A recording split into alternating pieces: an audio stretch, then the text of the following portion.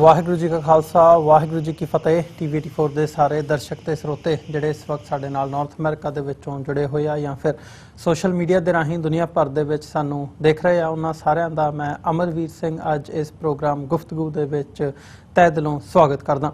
Viewers, ਜਿਵੇਂ ਪਿਛਲੇ ਦਿਨਾਂ ਦੇ ਵਿੱਚ ਵੀ ਅਸੀਂ ਕਸ਼ਮੀਰ ਇਸ਼ੂ ਦੇ ਉੱਤੇ ਗੱਲਬਾਤ ਕੀਤੀ ਹੈ, ਇਹਦੇ ਬਿਹਾਈਂਡ ਕੀ ਚੱਲ ਰਿਹਾ ਹੈ, ਇਹਦੇ ਤੇ ਬੜੀ ਘੱਟ ਵਿਚਾਰ ਚਰਚਾ ਹੋਈ ਹੈ। ਆਰਟੀਕਲ 370 ਕੀ ਸੀ, ਸਪੈਸ਼ਲ ਸਟੇਟਸ ਕਸ਼ਮੀਰ ਨੂੰ ਕਿਉਂ ਦਿੱਤਾ ਗਿਆ ਸੀ ਤੇ ਉਹ ਰਿਵੋਕ ਕੀਤਾ ਗਿਆ, ਇਹਦੀਆਂ ਇੰਪਲੀਕੇਸ਼ਨਸ ਕੀ ਹੋ ਸਕਦੀਆਂ ਨੇ, ਇਹਦੇ ਪ੍ਰਭਾਵ ਕਸ਼ਮੀਰ ਦੇ ਵਿੱਚ ਜਾਂ ਪੂਰੇ ਭਾਰਤ ਦੇ ਵਿੱਚ, ਤੇ ਕਿਵੇਂ ਇਹ ਮੂਵ ਇਲੀਗਲ ਤੇ ਜਿਹੜਾ ਕਨਸਟੀਟਿਊਸ਼ਨ ਦੀ ਉਲੰਘਣਾ ਕਰਾਰ ਦਿੱਤਾ ਗਿਆ ਜਿਹੜਾ ਮੋਦੀ ਸਰਕਾਰ ਦਾ ਹੈ, ਤੇ ਕਿਵੇਂ ਕਸ਼ਮੀਰੀਆਂ ਦੇ ਵੱਲੋਂ ਜਾਂ ਸਿੱਖਾਂ ਦੇ ਵੱਲੋਂ ਇਹਦੇ ਤੇ ਪ੍ਰੋਟੈਸਟ ਹੋ ਰਹੇ ਨੇ, ਇਸ ਬਾਰੇ ਜਿਹੜੀ ਚਰਚਾ ਹੈ ਚਾਰ ਚੁਫੇਰੇ ਹੋ ਰਹੀ ਹੈ। ਇੱਕ ਵੱਡਾ ਪੁਆਇੰਟ ਜਿਹੜਾ ਅਸੀਂ ਅੱਜ ਇਸ ਵਿਚਾਰ ਚਰਚਾ ਦੇ ਅਧੀਨ ਡਿਸਕਸ਼ਨ ਦੇ ਅਧੀਨ ਲਿਆਉਣਾ ਚਾਹਾਂਗੇ ਉਹ ਇਹ ਹੈ ਕਿ ਇਹ ਜਿਹੜਾ ਪੈਂਤੜਾ ਖੇਡਿਆ ਗਿਆ 370 ਨੂੰ ਹਟਾ ਕੇ ਸਪੈਸ਼ਲ ਸਟੇਟਸ ਰਿਵੋਕ ਕਰਕੇ ਕਸ਼ਮੀਰ ਨੂੰ ਦੋ ਹਿੱਸਿਆਂ ਦੇ ਵਿੱਚ ਵੰਡ ਕੇ ਕਿਵੇਂ ਸੈਂਟਰ ਦੇ ਕਬਜ਼ੇ ਦੇ ਹੇਠ ਇਹਨੂੰ ਕੰਪਲੀਟਲੀ ਲਿਆਂਦਾ ਗਿਆ, ਜਿਹੜੀ ਸਟੇਟਹੁੱਡ ਵੀ ਹੈ ਜੰਮੂ ਕਸ਼ਮੀਰ ਦੀ ਉਹ ਖਤਮ ਕਰਕੇ ਸਟੇਟਹੁੱਡ ਤੋਂ ਵੀ ਜਿਹੜਾ ਨੀਚੇ ਵਾਲਾ ਦਰਜਾ ਹੈ ਉਹ ਦਿੱਤਾ ਗਿਆ। ਜਿਵੇਂ ਅਸੀਂ ਦਿੱਲੀ ਦਾ ਦੇਖਦੇ ਹਾਂ ਜਾਂ ਚੰਡੀਗੜ੍ਹ ਦਾ ਦੇਖਦੇ ਹਾਂ ਯੂਨੀਅਨ ਟੈਰੀਟਰੀ ਦੇ ਤੌਰ ਤੇ, ਜਿਹਦੇ ਤੇ ਕੰਟਰੋਲ ਕੰਪਲੀਟਲੀ ਸੈਂਟਰ ਦਾ ਹੁੰਦਾ ਤੇ ਜਿਹੜੀ ਉੱਥੋਂ ਦੀ ਪੁਲਿਸ ਪ੍ਰਸ਼ਾਸਨ ਵੀ ਹੈ ਉਹ ਵੀ ਡਾਇਰੈਕਟਲੀ ਸੈਂਟਰ ਦੇ ਅੰਡਰ ਹੁੰਦੀ ਹੈ। ਸੋ ਇਹਦੀ ਜਿਹੜੀਆਂ ਵਾਈਡਰ ਇੰਪਲੀਕੇਸ਼ਨਸ ਨੇ ਜਾਂ ਇਹਦੇ ਬਿਹਾਈਂਡ ਮੋਦੀ ਸਰਕਾਰ ਦਾ ਮਕਸਦ ਕੀ ਹੈ, ਮਨਸੂਬਾ ਕੀ ਹੈ, ਇਹ ਇੱਕ ਬੜਾ ਵੱਡਾ ਸਵਾਲ ਹੈ। ਸੋ ਜਿੱਥੇ ਇਹ ਸਵਾਲ ਦਾ ਜਵਾਬ ਅਸੀਂ ਅੱਜ ਲੱਭਣ ਦੀ ਕੋਸ਼ਿਸ਼ ਕਰਾਂਗੇ, ਉੱਥੇ ਹੀ ਜਿਹੜਾ ਵਿਰੋਧ ਹੋ ਰਿਹਾ ਖਾਸ ਤੌਰ ਤੇ ਪੰਜਾਬ ਦੇ ਵਿੱਚੋਂ ਉਸ ਬਾਬਤ ਵੀ ਵਿਚਾਰ ਚਰਚਾ ਕਰਾਂਗੇ। ਇਸ ਸਾਰੀ ਗੱਲਬਾਤ ਦੇ ਲਈ ਅੱਜ ਸਾਡੇ ਨਾਲ ਚੰਡੀਗੜ੍ਹ ਤੋਂ ਸਿੱਖ ਇਤਿਹਾਸਕਾਰ ਡਾਕਟਰ ਗੁਰਦਰਸ਼ਨ ਸਿੰਘ ਢਿੱਲੋਂ ਸਾਡੇ ਨਾਲ ਫੋਨ ਲਾਈਨ ਤੇ ਬਣੇ ਨੇ। ਆਓ ਉਹਨਾਂ ਨਾਲ ਮਿਲ ਕੇ ਅੱਜ ਦੀ ਇਸ ਗੱਲਬਾਤ ਦੀ ਸ਼ੁਰੂਆਤ ਕਰਦੇ ਹਾਂ। ਡਾਕਟਰ ਢਿੱਲੋਂ, ਤੁਹਾਡਾ ਸਵਾਗਤ ਹੈ ਜੀ। ਵਾਹਿਗੁਰੂ ਜੀ ਕਾ ਖਾਲਸਾ ਵਾਹਿਗੁਰੂ ਜੀ ਕੀ ਫਤਿਹ ਜੀ। ਧੰਨਵਾਦ ਜੀ। ਵਾਹਿਗੁਰੂ ਜੀ ਕਾ ਖਾਲਸਾ ਵਾਹਿਗੁਰੂ ਜੀ ਕੀ ਫਤਿਹ। ਤੁਹਾਨੂੰ ਵੀ ਫਤਿਹ, ਤੁਹਾਡੇ ਸਰੋਤਿਆਂ ਨੂੰ ਵੀ ਫਤਿਹ ਜੀ। ਜੀ ਡਾਕਟਰ ਢਿੱਲੋਂ, ਜਿਵੇਂ ਤੁਸੀਂ ਪ੍ਰੈਸ ਕਾਨਫਰੰਸ ਵੀ ਚੰਡੀਗੜ੍ਹ ਦੇ ਵਿੱਚ ਕੀਤੀ ਹੈ, ਤੁਹਾਡੇ ਨਾਲ ਜਿਹੜੇ ਹੋਰ ਸਿੱਖ ਬੁੱਧੀਜੀਵੀ ਹੈਗੇ ਆ ਉਹਨਾਂ ਦੇ ਨਾਲ, ਸਿੱਖ ਸਕਾਲਰਸ ਦੇ ਨਾਲ ਮਿਲ ਕੇ, ਜਿਹਦੇ ਵਿੱਚ ਇਸ ਮੂਵ ਨੂੰ ਅਨਕਨਸਟੀਟਿਊਸ਼ਨਲ ਕਨਸਟੀਟਿਊਸ਼ਨ ਦੀ ਉਲੰਘਣਾ ਤੇ ਫਿਰ ਇਲੀਗਲ ਕਸ਼ਮੀਰੀਆਂ ਦੇ ਉੱਤੇ ਸਿੱਧਾ ਜਿਹੜਾ ਹਮਲਾ ਹੈ ਉਹ ਕਰਾਰ ਦਿੱਤਾ ਗਿਆ। ਅਸੀਂ ਉਹ ਪ੍ਰੈਸ ਕਾਨਫਰੰਸ TV84 ਦੇ ਦਰਸ਼ਕਾਂ ਨਾਲ ਵੀ ਸਾਂਝੀ ਕੀਤੀ ਹੈ ਤੇ ਵੱਡੇ ਲੈਵਲ ਤੇ ਉਹਨੂੰ ਸਰਾਹਿਆ ਵੀ ਗਿਆ।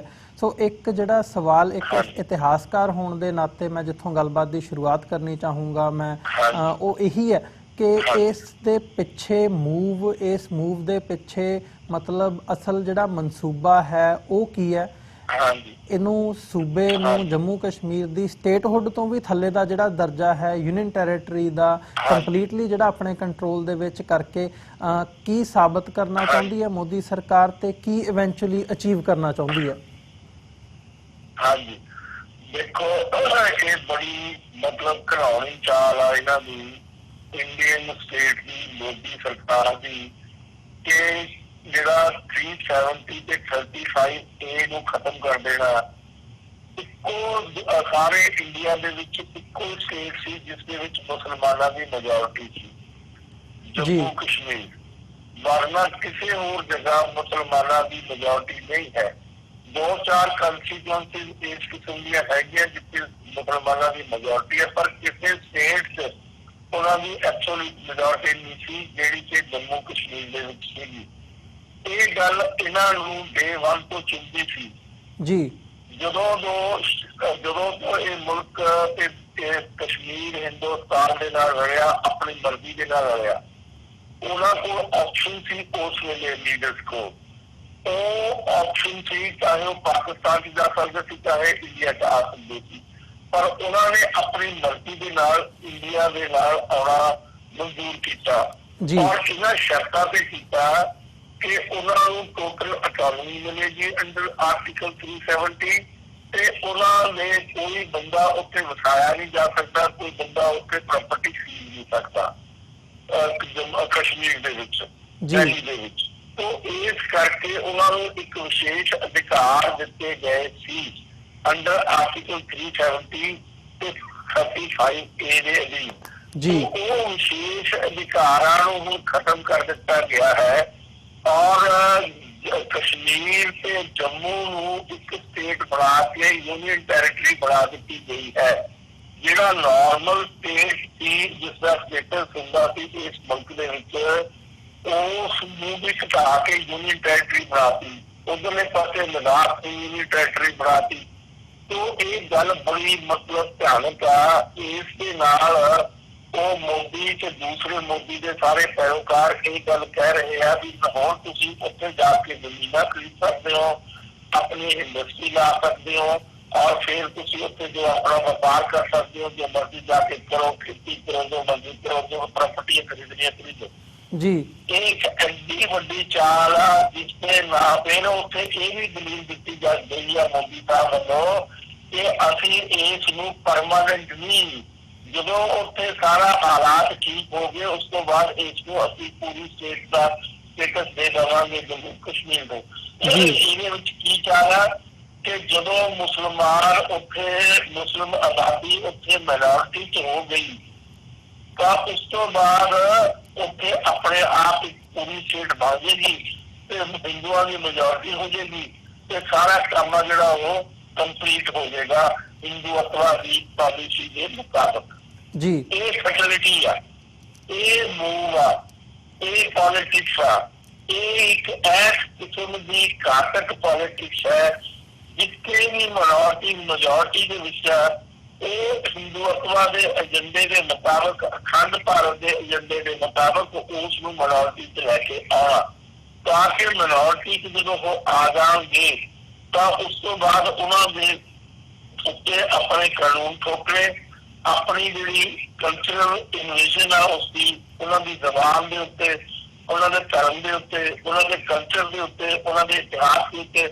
ਉਹਨੂੰ ਉਲਟਾ ਪੁਲਟਾ ਕਰਕੇ ਹਿੰਦੂ ਅਤਵਾ ਦੇ ਝੰਡੇ ਦੇ ਹੇਠ ਲਿਆ ਕੇ ਅਖੰਡ ਭਾਰਤ ਦਾ ਭਾਗ ਬਣਾ ਦੇਣਾ ਇੱਕ ਹਿੰਦੂ ਪਾਲਿਸੀ ਹੈਗੀ ਆ ਜਿਸ ਦੇ ਵਿੱਚ ਹੁਣ ਕੋਈ ਸ਼ੱਕ ਸ਼ੁਬਾ ਹੈ ਨਹੀਂ ਜੀ। ਜਿਹੜੇ ਕਾਰਜ ਖੁੱਲ ਚੁੱਕੇ ਆ ਸਾਰੀ ਦੁਨੀਆ ਦੇ ਵਿੱਚ। ਤੋ ਇਸ ਕਰਕੇ ਇਹ ਸਾਰੀ ਚੀਜ਼ ਕੀਤੀ ਜਾ ਰਹੀ ਹੈ। ਜਿਹੜੀ ਦਲੀਲ ਦਿੱਤੀ ਜਾ ਰਹੀ ਹੈ ਉਹ ਟੋਟਲੀ ਬੇਬੁਨਿਆਦ ਆ ਜੀ। ਕਿਹਾ ਜਾ ਰਿਹਾ ਜੀ ਅਸੀਂ ਉੱਥੇ ਤਾਂ ਬੜੀ ਡਿਵੈਲਪਮੈਂਟ ਕਰਾਂਗੇ, ਉੱਥੇ ਇੰਡਸਟਰੀ ਲਾ ਕੇ ਦੇਵਾਂਗੇ, ਉੱਥੇ ਅਨਇੰਪਲੋਇਮੈਂਟ ਅਸੀਂ ਦੂਰ ਕਰ ਦਾਂਗੇ। ਇਸ ਕਿਸਮ ਦੀਆਂ ਬੇਬੁਨਿਆਦ ਗੱਲਾਂ ਕੀਤੀਆਂ ਜਾ ਰਹੀਆਂ ਜਿਨ੍ਹਾਂ ਦਾ ਆਧਾਰ ਕੋਈ ਨਹੀਂ। ਪਰ ਜਿਹੜੇ ਸਰਕਾਰ ਦੇ ਅਸਲੀ ਅੰਕੜੇ ਆ ਉਸ ਦੇ ਵਿੱਚ ਇਹ ਗੱਲ ਸਾਬਤ ਹੋਈ ਦੀ ਆ ਕਿ ਜੰਮੂ ਕਸ਼ਮੀਰ ਦੇ ਵਿੱਚ ਜਿਹੜਾ ਇੰਡੀਕੇਟਰ ਆ ਪਾਵਰਟੀ ਦਾ ਉਹ ਇੰਡੀਆ ਨਾਲੋਂ ਕਿਤੇ ਘੱਟ ਆ। ਉੱਥੇ 10% ਆ ਜੀ, ਕਸ਼ਮੀਰ ਦੇ ਵਿੱਚ ਇੰਡੀਆ ਚ 22% ਆ।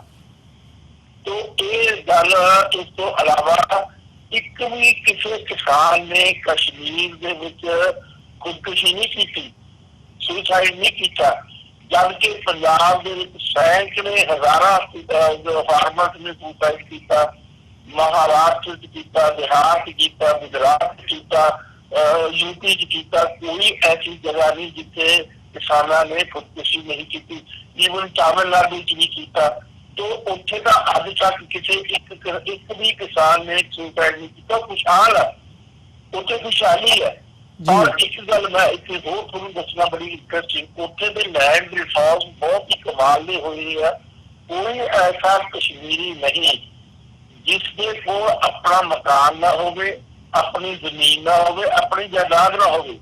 ਔਰ ਲੱਖਾਂ ਹੀ ਮਜ਼ਦੂਰ ਉੱਥੇ ਕੰਮ ਕਰਦੇ ਆ, ਯੂਪੀ, ਬਿਹਾਰ, ਹੋਰ ਇਹਨਾਂ ਸੂਬਿਆਂ ਚੋਂ ਆ ਕੇ ਉੱਥੇ ਕੰਮ ਕਰਦੇ ਆ। ਉਹ ਕਸ਼ਮੀਰ ਦੇ ਵਿੱਚ ਕੰਮ ਕਰਕੇ ਰੋਜ਼ੀ ਰੋਟੀ ਕਮਾ ਕੇ ਵਾਪਸ ਚਲੇ ਜਾਂਦੇ ਆ। ਜਦੋਂ ਦਾ ਕਰਫਿਊ ਲੱਗਿਆ ਉੱਥੇ ਲੌਕ ਆਊਟ ਕੀਤਾ ਸਾਰੇ ਕਸ਼ਮੀਰ ਨੂੰ, ਉਹ ਲੱਖਾਂ ਬੰਦੇ ਉੱਥੋਂ ਹਲੇ ਤੱਕ ਵੀ ਵਾਪਸ ਆ ਰਹੇ ਆ ਕਿਉਂਕਿ ਐਡੀ ਵੱਡੀ ਆਬਾਦੀ ਇੱਕਦਮ ਬਾਹਰ ਜਾ ਨਹੀਂ ਸਕਦੀ। ਉਹ ਵਿਚਾਰੇ ਜਹਾਜ਼ਾਂ ਦਾ ਟਿਕਟ ਲੈ ਨਹੀਂ ਸਕਦੇ, ਉਹ ਰੇਲਵੇ ਰਾਹੀਂ ਵੀ ਜਾਂਦੇ ਆ ਆਪਣੇ ਸੂਬਿਆਂ ਦੇ ਵਿੱਚ। ਤੇ ਇਹ ਸਾਰੀ ਦੀ ਸਾਰੀ ਜਿਹੜੀ ਬਹੁਤ ਘਿਨੌਣੀ ਚਾਲ ਚੱਲੀ ਆ। ਹੁਣ ਇਸ ਤੋਂ ਇਲਾਵਾ ਉੱਥੇ ਪ੍ਰੋਟੈਸਟ ਆਲਰੇਡੀ ਹੋ ਰਹੇ ਜੀ। ਬਿਲਕੁਲ ਰਾਤ ਦੀ ਰਿਪੋਰਟ ਸੀ ਕਿ 2 ਬੰਦੇ ਮਾਰੇ ਵੀ ਜਾ ਚੁੱਕੇ ਆ ਔਰ ਉੱਥੇ ਪੈਲਟ ਗਨ ਦੇ ਨਾਲ ਲੋਕ ਆਪਣਾ ਟ੍ਰੀਟਮੈਂਟ ਵੀ ਲੈ ਰਹੇ ਆ, ਕੁਛ ਕੁੱਟਣ ਦੇ ਨਾਲ ਉੱਥੇ ਮਰ ਰਹੇ ਆ। ਇਹ ਬਹੁਤ ਵੱਡਾ ਮਤਲਬ ਇੱਕ ਐਸਾ ਅਟੈਕ ਆ ਉਹਨਾਂ ਦੇ ਉੱਤੇ ਜਿਹੜਾ ਬੇਮਿਸਾਲਾ ਦੁਨੀਆ ਦੇ ਇਤਿਹਾਸ ਦੇ ਵਿੱਚ ਐਡੀ ਬੜੀ ਆਬਾਦੀ ਨੂੰ ਇੰਨੇ ਲੰਬੇ ਸਮੇਂ ਲਈ ਤੁਸੀਂ ਲੌਕ ਆਊਟ ਕਰ ਦੇਣਾ। ਹੁਣ ਤੁਸੀਂ ਦੇਖੋ ਵੀ ਉੱਥੇ ਹਜ਼ਾਰਾਂ ਲੱਖਾਂ ਦੀ ਤਾਦਾਦ 'ਚ ਬੱਚੇ ਹੋਣਗੇ ਜਿਹੜੇ ਬੱਚਿਆਂ ਦੀ ਖੁਰਾਕ ਹੀ ਦੁੱਧ ਹੁੰਦੀ ਹੈ ਜੀ। ਉਹ ਵਿਚਾਰੇ ਮਤਲਬ ਕਿਸ ਤਰੀਕੇ ਦੇ ਨਾਲ ਸਸਟੇਨ ਕਰਨਗੇ, ਕਿਸ ਤਰੀਕੇ ਨਾਲ ਉਹ ਸਰਵਾਈਵ ਕਰਨਗੇ, ਇਹ ਬਹੁਤ ਬੜਾ ਸਵਾਲ ਹੈ। ਇਸੇ ਤਰੀਕੇ ਦੇ ਨਾਲ ਹੁਣ ਦੇਖੋ ਜਿਹੜੀਆਂ ਵਿਚਾਰੇ ਬੱਚੇ ਹੋਣ ਵਾਲਾ ਪ੍ਰੈਗਨੈਂਟ ਔਰਤਾਂ ਹੈ ਉਹਨਾਂ ਨੇ ਆਪਣੇ ਮਤਲਬ ਜਾਣਾ ਹਸਪੀਟਲ ਦੇ ਵਿੱਚ, तो वो सारी दी सारी प्रक्रिया खत्म हो चुकी है। तो ना कोई उन्होंने कोई टेलीफोन कर सकते हैं, एंबुलेंस भी बुला सकते हैं, ना एंबुलेंस आ सकती है, ना वो हॉस्पिटल जा सकते हैं। उन्होंने किस तरीके से डिलीवरी होगी वो मारे जाएंगे। तो बुढ़े बंदे जिन्होंने भी बेचारे बीमार है या कोई उन्होंने तकलीफ है वो भी ना टेलीफोन कर सकते हैं, एंबुलेंस बुला सकते हैं, हॉस्पिटल जा सकते हैं। डॉक्टर ढिल्लों जिवें पिंडां दे विच जी, जिवें तुसीं डॉक्टर ढिल्लों गल कीती है, तुसीं इस सारे पार्ट नूं जदों इहदे बिहाइंड देखण दी गल आउंदी है भी इहदे बिहाइंड चक्कर की है, मोदी सरकार दा मोटिव की है, मकसद की है, ते डेमोग्राफिक्स बदलने, उत्थे अपना जिहड़ा कल्चर है हिंदूत्व भी ओह थोपना, ਤੇ ਇਵੈਂਚੁਅਲੀ ਜਿਹੜਾ ਸੁਪਨਾ ਹੈ ਤੁਸੀਂ ਕਿਹਾ ਅਖੰਡ ਭਾਰਤ ਦਾ ਤੁਸੀਂ ਜ਼ਿਕਰ ਕੀਤਾ ਹੈ, ਹਿੰਦੂਤਵਾਦ ਦੀ ਜਿਹੜੀ ਪਾਲਿਸੀ ਹੈ ਉਹਦਾ ਜ਼ਿਕਰ ਕੀਤਾ ਹੈ, ਕੀ ਹੈ ਇਹ ਐਗਜ਼ੈਕਟਲੀ ਹਿੰਦੂਤਵਾਦੀ ਪਾਲਿਸੀ ਤੇ ਕੀ ਹੈ ਅਖੰਡ ਭਾਰਤ ਦਾ ਸੁਪਨਾ ਜਿਹੜਾ ਮੋਦੀ ਸਰਕਾਰ ਅਚੀਵ ਕਰਨਾ ਚਾਹੁੰਦੀ ਹੈ? ਹਾਂਜੀ, ਅਖੰਡ ਭਾਰਤ ਦਾ ਮਤਲਬ ਇਹ ਆ ਵੀ ਤੁਸੀਂ ਕੰਨਿਆ ਕੁਮਾਰੀ ਤੋਂ ਲੈ ਕੇ ਸਿੱਧਾ ਉਧਰ ਤਿੱਬਤ, ਉਧਰ ਲਦਾਖ, ਉਧਰ ਸਾਰੇ ਪਾਸੇ ਤੁਸੀਂ ਹਿੰਦੂਇਜ਼ਮ ਨੂੰ ਜਿੱਥੇ ਫੈਲਾ ਕੇ ਉਸ ਨੂੰ ਕੰਸੋਲੀਡੇਟ ਕਰਕੇ ਇੱਕ ਮੁਲਕ ਬਣਾ ਦੋ ਜਿਹੜਾ ਕਿ ਹਿੰਦੂ ਰਾਸ਼ਟਰ ਹੋਏਗਾ। ਹਿੰਦੂ ਰਾਸ਼ਟਰ ਹੋਏਗਾ। ਵੈਸੇ ਪ੍ਰੈਕਟੀਕਲੀ ਤਾਂ ਇਹਨਾਂ ਨੇ ਜਿਹੜਾ ਅੱਜ ਇਹਨਾਂ ਦੇ ਕਬਜ਼ੇ ਦੇ ਵਿੱਚ ਇੰਡੀਆ ਹੈ ਉਸ ਨੂੰ ਮਤਲਬ ਹਿੰਦੂ ਰਾਸ਼ਟਰ ਬਣਾ ਚੁੱਕੇ ਆ। ਉੱਥੇ ਮਤਲਬ ਆਪਣਾ ਕਲਚਰ ਇੰਟਰੋਡਿਊਸ ਕਰਨ ਦੀ ਕੋਸ਼ਿਸ਼ ਕਰ ਰਹੇ ਆ, ਹਿੰਦੀ ਇੰਟਰੋਡਿਊਸ ਕਰਨ ਦੀ ਕੋਸ਼ਿਸ਼ ਕਰ ਰਹੇ ਆ, ਔਰ ਉਸ ਦੇ ਵਿੱਚ ਜਿਹੜੇ ਦੂਸਰੇ ਘੱਟ ਗਿਣਤੀਆਂ ਦੀ ਲੀਡਰ ਹੈਗੇ ਆ ਜਿਸ ਤਰ੍ਹਾਂ ਪ੍ਰਕਾਸ਼ ਸਿੰਘ ਬਾਦਲ ਜਾਂ ਮਾयावती ਜਾਂ ਕੇਜਰੀਵਾਲ, ਉਹ ਸਾਰੇ ਇਹਨਾਂ ਦੀ ਝੋਲੀ ਚ ਪੈ ਚੁੱਕੇ ਆ ਜੀ।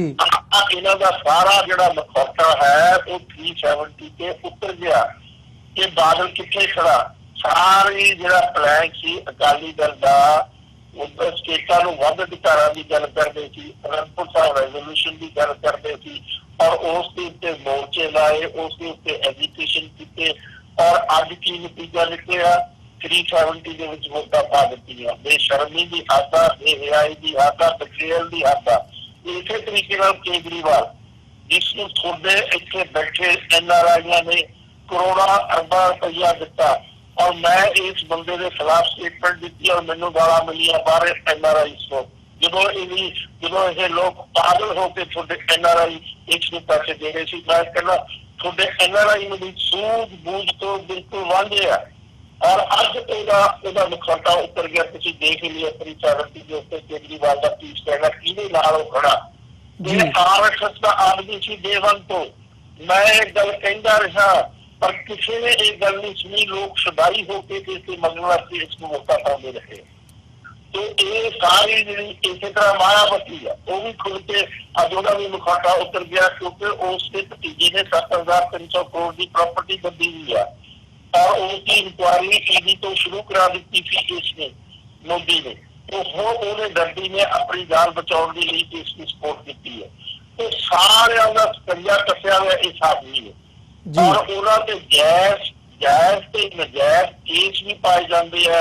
ਉਹਨਾਂ ਦੇ ਇਨਕਮ ਟੈਕਸ ਤੋਂ ਇਨਕੁਆਇਰੀਆਂ ਕਰਾਈਆਂ ਜਾਂਦੀਆਂ, ਐਨਫੋਰਸਮੈਂਟ ਡਾਇਰੈਕਟੋਰੇਟ ਤੋਂ ਇਨਕੁਆਇਰੀਆਂ ਕਰਾਈਆਂ ਜਾਂਦੀਆਂ ਔਰ ਉਹਨਾਂ ਦੇ ਕੇਸ ਰਜਿਸਟਰ ਕੀਤੇ ਜਾਂਦੇ। ਹੁਣ ਕੋਈ ਐਸਾ ਇੰਸਟੀਟਿਊਸ਼ਨ ਇਸ ਮੁਲਕ ਦੇ ਵਿੱਚ ਨਹੀਂ ਰਿਹਾ ਬਾਕੀ ਜਿਹੜਾ ਆਜ਼ਾਦਾਨਾ ਹੋਵੇ।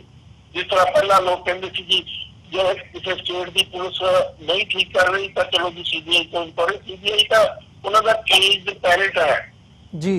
तो इस वेले इस मुल्क के हालात उस किस्म तो भी माड़े है जिस किस्म के हिटलर ने पैदा किए सी जर्मनी के लॉ डेमोक्रेसी आ लेकिन एक्शन जिहड़े सारे डिक्टेटरशिप वाले।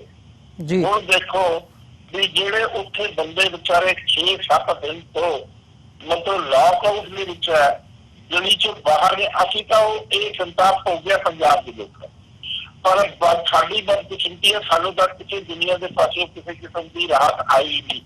ਇੰਗਲੈਂਡ ਖੁੱਲ ਕੇ, ਯੂਕੇ ਖੁੱਲ ਕੇ ਉਸ ਵੇਲੇ ਇੰਦਰਾ ਗਾਂਧੀ ਦੇ ਨਾਲ ਖੜਾ ਸੀ ਸਿੱਖਾਂ ਨੂੰ ਦਬਾਉਣ ਲਈ। ਹੈਲੀਕਾਪਟਰ ਭੇਜੇ, ਇਹਨਾਂ ਨੂੰ ਇੰਟੈਲੀਜੈਂਸ ਦੀ ਰਿਪੋਰਟਾਂ ਦਿੱਤੀਆਂ।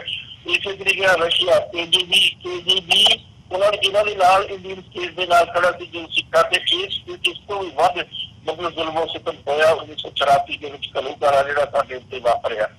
ਸਾਨੂੰ ਇਸ ਗੱਲ ਦਾ ਅਹਿਸਾਸ, ਔਰ ਮੈਂ ਉੱਥੇ ਇੱਕ ਗੱਲ ਆਪਣੀ ਕਿਤਾਬ 'ਚ ਵੀ ਲਿਖੀ ਹੋਈ ਹੈ ਇੰਡੀਆ ਕਮਿਊਨਿਸਟ ਸੁਸਾਇਟੀ ਦੇ ਵਿੱਚ, ਕਿ ਇਸ ਕਿਸਮ ਦੇ ਹਾਲਾਤ ਪੰਜਾਬ 'ਚ ਸੀ ਤੇ ਕੁੱਤਾ ਵੀ ਇੱਕ ਗਲੀ ਪਾਰ ਨਹੀਂ ਸੀ ਕਰ ਸਕਦਾ ਜੀ। ਸੋ ਉਸ ਨੂੰ ਵੀ ਤੁਸੀਂ ਦੇਖੋ ਅਸੀਂ ਇਹ ਭੁਗਤਿਆ। ਹੁਣ ਮਵੇਸ਼ੀ ਜਿਹੜੇ ਵਿਚਾਰੇ ਜਾਨਵਰ ਪਿੰਡਾਂ ਦੇ ਵਿੱਚ ਉਹ ਕਿਸ ਤਰੀਕੇ ਨਾਲ ਸਰਵਾਈਵ ਕਰਨਗੇ। 7 ਦਿਨ ਹੋ ਗਏ ਇਸ ਗੱਲ ਨੂੰ।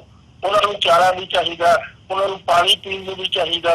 ਉਹ ਇਸ ਕਿਸਮ ਦੀ ਸਿਚੁਏਸ਼ਨ ਅਸੀਂ ਗੁਜ਼ਰ ਚੁੱਕੇ ਹਾਂ। ਹਜ਼ਾਰਾਂ ਮਤਲਬ ਲੱਖਾਂ ਬੰਦੇ ਸਾਡੇ ਇਸ ਲਈ ਸ਼ਹਾਦਤਾਂ ਦੇ ਚੁੱਕੇ ਇਸ ਕਿਸਮ ਦੇ ਜ਼ੁਲਮ ਸਿਤਮ ਦੇ। ਅੱਜ ਇਹ ਕਸ਼ਮੀਰੀਆਂ ਦੇ ਉੱਤੇ ਹੋ ਰਹੇ ਜੀ। ਡਾਕਟਰ ਢਿੱਲੋਂ, ਜਿਵੇਂ ਇਹ ਸਾਰੇ ਪਾਰਟ ਬਾਰੇ ਤੁਸੀਂ ਉਹ ਕੀਤਾ ਹੈ ਤੇ ਇਹਦੇ ਵਿੱਚ ਇੱਕ ਪੁਆਇੰਟ ਹੋਰ ਰੇਜ਼ ਕਰਨਾ ਬਣਦਾ ਹੈ ਕਿ ਜਿਵੇਂ ਤੁਸੀਂ ਹਿੰਦੂ ਰਾਸ਼ਟਰ ਦੀ ਗੱਲ ਕੀਤੀ ਹੈ ਵੀ ਕਾਫੀ ਹੱਦ ਤੱਕ ਜਿਹੜੇ ਮੋਦੀ ਸਰਕਾਰ ਦੇ ਮਨਸੂਬੇ ਨੇ ਉਹ ਕਾਮਯਾਬ ਹੁੰਦੇ ਨਜ਼ਰ ਆ ਰਹੇ ਨੇ ਇਸ ਵਕਤ ਭਾਰਤ ਦੇ ਵਿੱਚ। ਜਿਵੇਂ ਉਹਨਾਂ ਨੇ ਸਾਰੇ ਜਿਹੜੇ ਇੰਸਟੀਟਿਊਸ਼ਨਸ ਨੇ, ਐਡਮਿਨਿਸਟ੍ਰੇਸ਼ਨ ਤੋਂ ਲੈ ਕੇ ਜੁਡੀਸ਼ਰੀ ਤੱਕ, ਉਹਨਾਂ ਤੇ ਕਬਜ਼ਾ ਜਿਹੜਾ ਹੈ ਆਪਣਾ ਉਹ ਕਰ ਲਿਆ ਹੋਇਆ ਹੈ। ਪਰ ਇਸ ਜਿਹੜਾ ਹੁਣ 370 ਦਾ ਜਿਹੜਾ ਸਾਰਾ ਇਹ ਘਟਨਾਕ੍ਰਮ ਚੱਲ ਰਿਹਾ ਹੈ, ਇਹਦੇ ਵਿੱਚ ਜਿੱਥੇ ਇੱਕ ਪਾਸੇ ਭਾਰਤ ਦਾ ਸਾਰਾ ਮੀਡੀਆ ਹੋਵੇ, ਬਾਲੀਵੁੱਡ ਇੰਡਸਟਰੀ ਤੋਂ ਲੈ ਕੇ ਆਮ ਲੋਕ, ਪੋਲੀਟੀਕਲ ਪਾਰਟੀ ਜਿਹਦਾ ਤੁਸੀਂ ਵੀ ਜ਼ਿਕਰ ਕੀਤਾ, ਉਹਨਾਂ ਸਾਰਿਆਂ ਨੇ ਮੋਦੀ ਸਰਕਾਰ ਦੇ ਇਸ ਕਦਮ ਦੀ ਹਮਾਇਤ ਕੀਤੀ ਹੈ।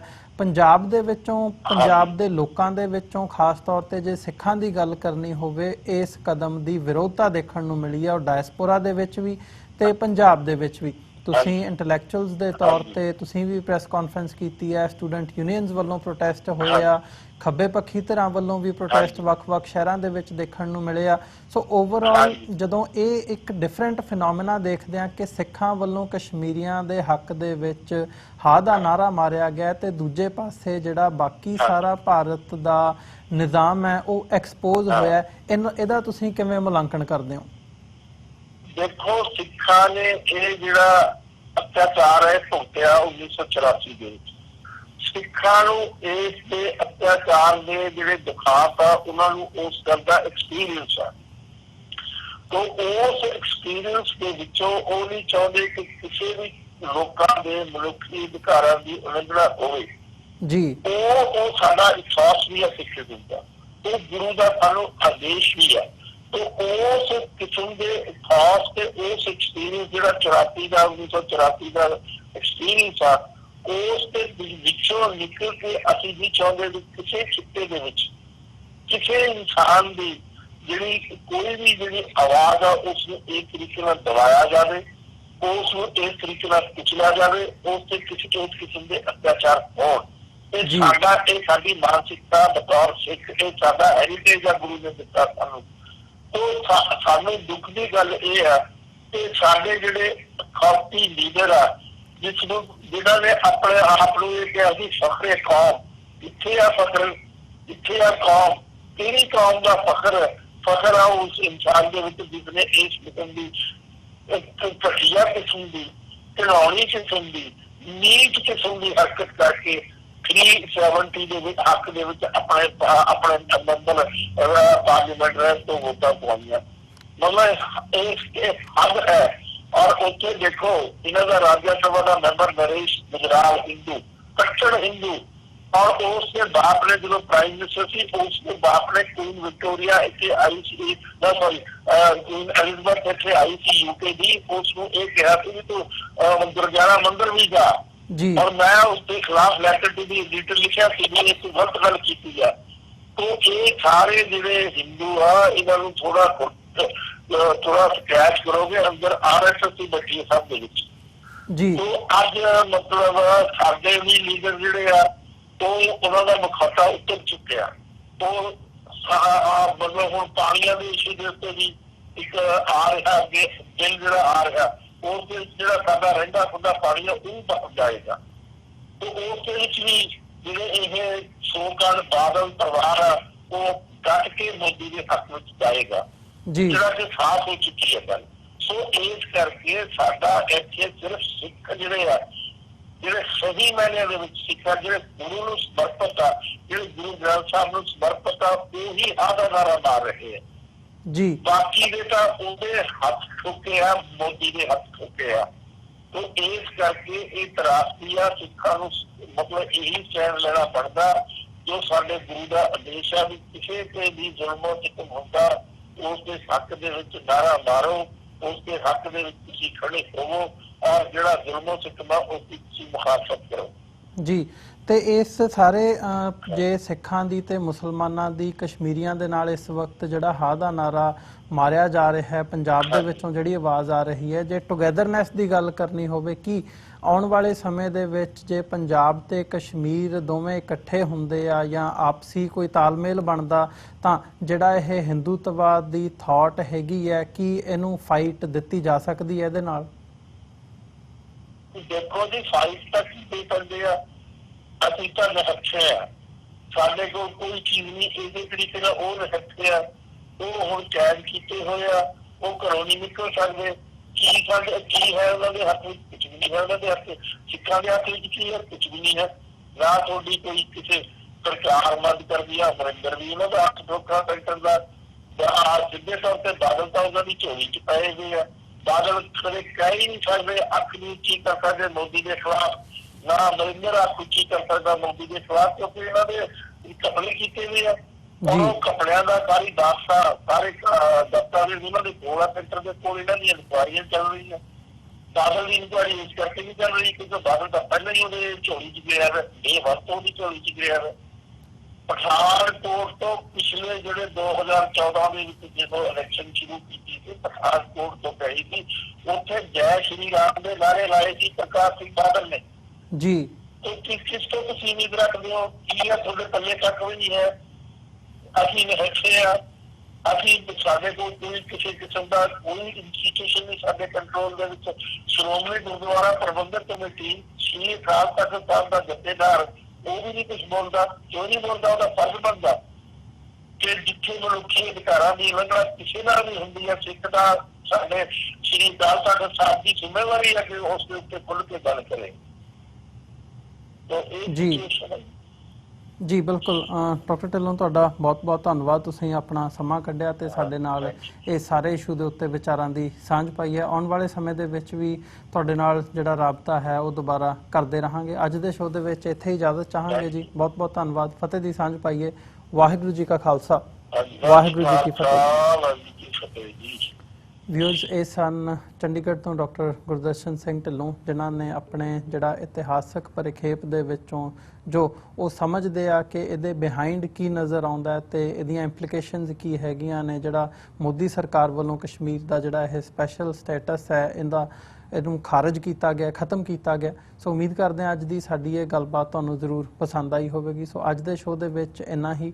ਆਉਣ ਵਾਲੇ ਸਮੇਂ ਦੇ ਵਿੱਚ ਇੱਦਾਂ ਦੀਆਂ ਜਿਹੜੀਆਂ ਹੋਰ ਡਿਸਕਸ਼ਨਸ ਨੇ ਅਗਲੇ ਹਫਤੇ ਸੋਮਵਾਰ ਨੂੰ ਦੁਬਾਰਾ ਫਿਰ ਤੁਹਾਡੇ ਨਾਲ ਤੁਹਾਡੇ ਰੂਬਰੂ ਹੋਵਾਂਗੇ।